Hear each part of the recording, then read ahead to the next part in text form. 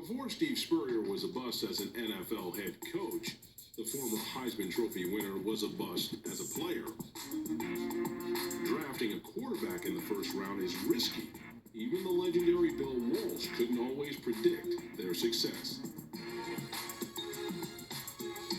To have Bill Walsh say that Rick Mirer was the next Joe Montana, I mean, that's hard for anybody to live up to.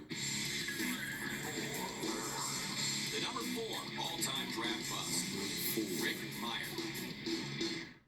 As a junior, Rick Mirer emerged as the next great Notre Dame quarterback, with New England holding the first pick in the 1993 draft.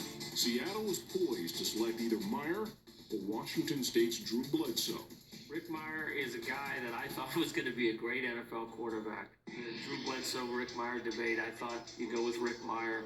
The Patriots select Drew Bledsoe, quarterback, Washington State University. Coveting Mirer over Bledsoe, the Seahawks got their golden boy.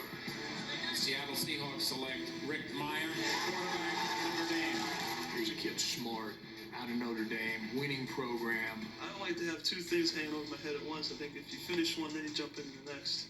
You can sleep at night and feel better about it. Hopefully I get a chance to play, but I'm not going to put any pressure on myself that it doesn't need to be on there right now. Down the middle fires and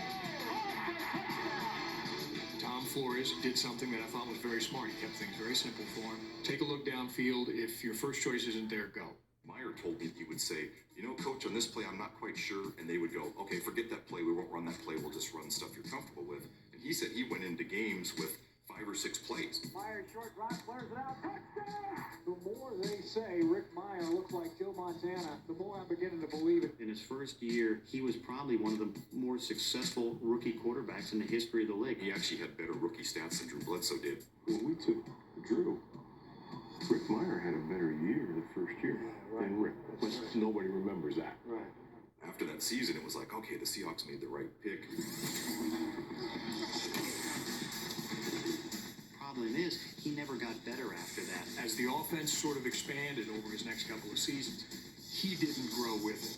What they found out as time went on is that he struggled throwing to his left. Mirer to throw on a slant, intercepted by Shaw. What teams were able to do after a while, they stacked everything to his right, and so now he had very few passing lanes to his right and had to throw to his left. When those things happen to a young quarterback, then your tendency is to not read at all. It's to pull the ball down and take off. And they started to take a beating. After throwing a career-high 20 interceptions in 1995, our number 4 draft bust was benched. Drops back to pass, waves it downfield, and it's picked off by Ray Buchanan. Fortunately for Seattle, the shine on this Golden Domer hadn't worn off for teams like Chicago. They had a young quarterback. They tried to make it work. It didn't, but they got a first-round draft choice back for him because Randy Mueller made one of the great trades of all times and got a first-rounder from Chicago. The day they made the trade, I called him and I said, Randy, what'd you get for him? He said, what do you think we got? And I said, you did not get a first-round draft pick for Rick Mirer. And he just laughed and I said, Randy, if that's the case, you need to get on a plane right now and go directly to Las Vegas. Mirer started just 3 games for the Bears before they realized their blunder. Down over the middle, it's intercepted. In a 12-year career, Mirer played for 7 teams and never lived up to the hype of being the next Joe Montana.